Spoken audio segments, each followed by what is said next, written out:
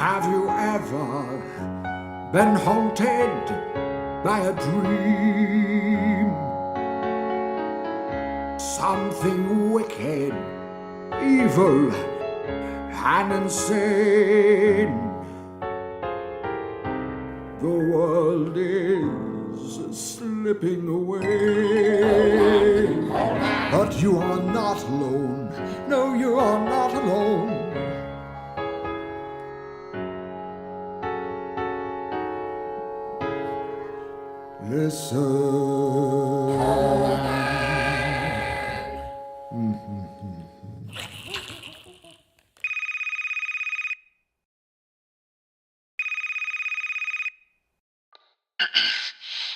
Hello? Dr. Nelson, please don't hang up. Listen to me.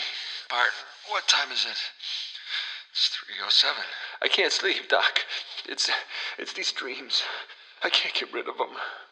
Everybody has dreams, Martin.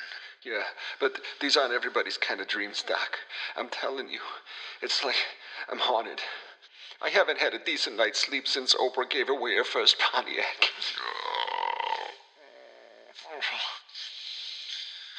All right, tell me, what happened? I was lying in bed last night trying to fall asleep, listening to that white noise tape you gave me. But when I lifted up my head, I wasn't in the Bronx anymore, Doc.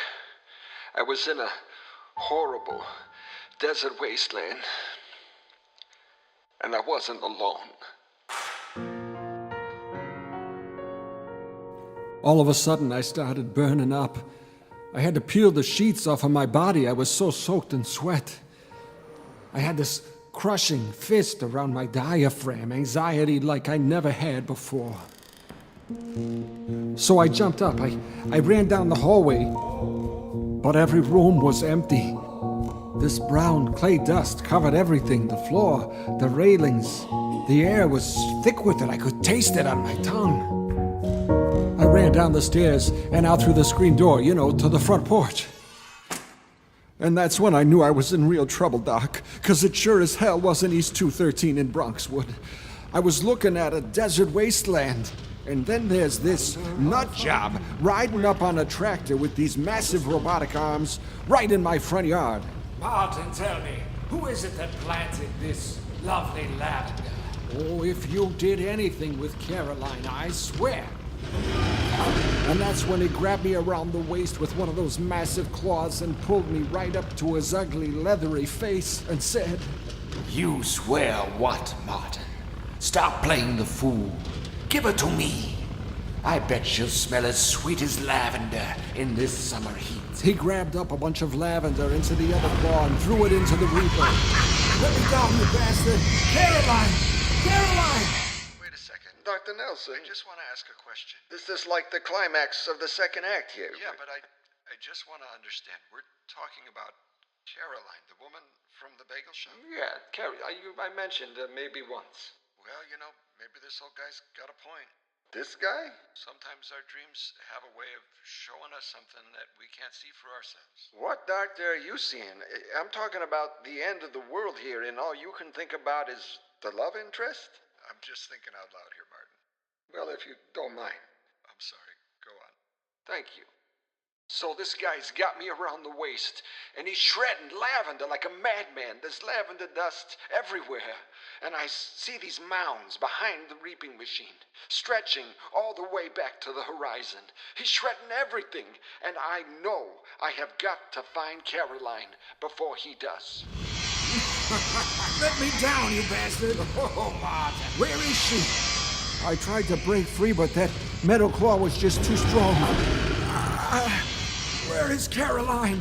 Suddenly he stretched his arm out like the ghost of Christmas yet to come and swept his finger over the whole world. The whole Technicolor world was reduced to brown clay dust, piled in these lifeless mounds and baking under the sun. Maybe she's there. Then I looked out and saw these vultures circling overhead, like black shards of glass cutting through the blue and yellow sky, waiting to feast, diving at each other in some kind of frenzy. What have you done? You're a lunatic. But I guess he didn't like my question, 'cause he clamped his bony hand around my mouth and pulled my face right up to his. Today's the day, it's time to pay. I'm here to shred your guilt away.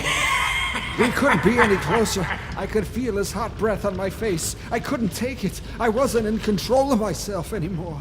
I swung my leg up and planted the sole of my foot right into his ugly mug.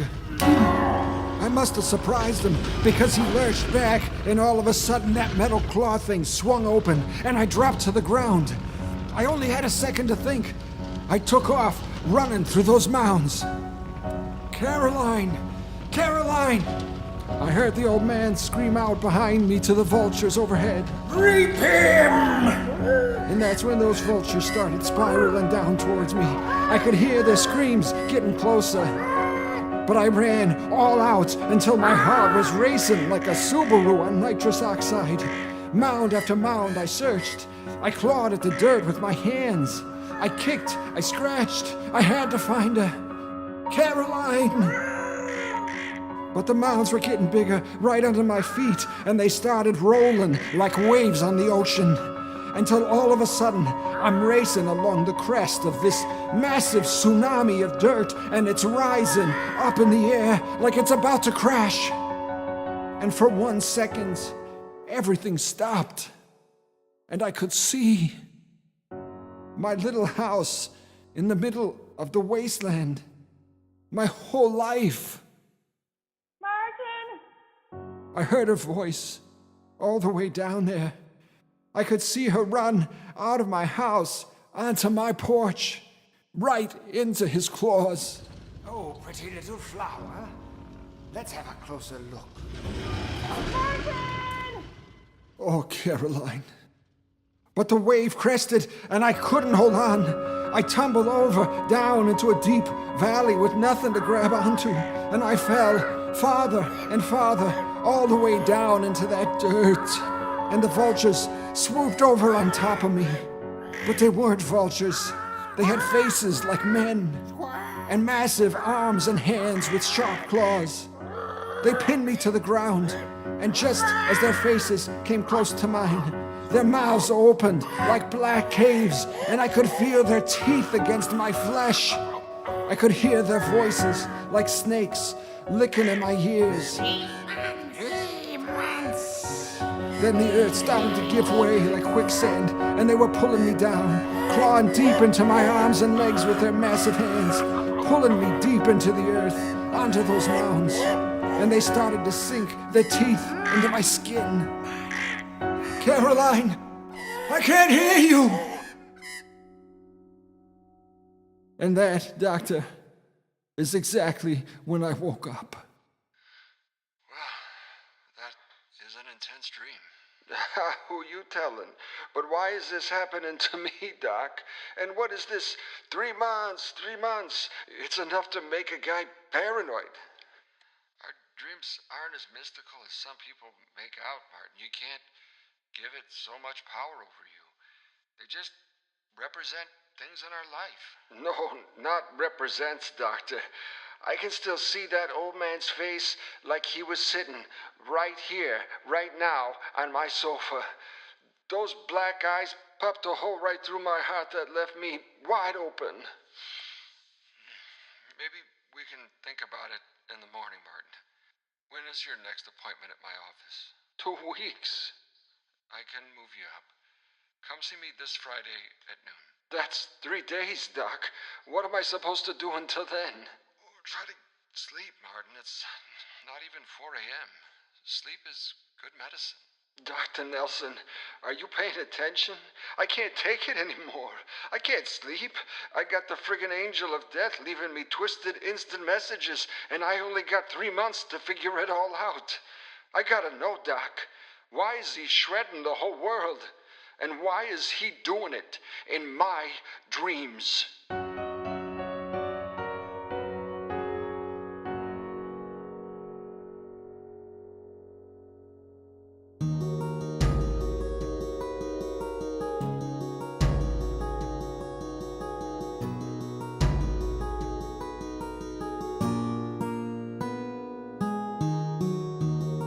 I'm thrilled you discovered our pet project.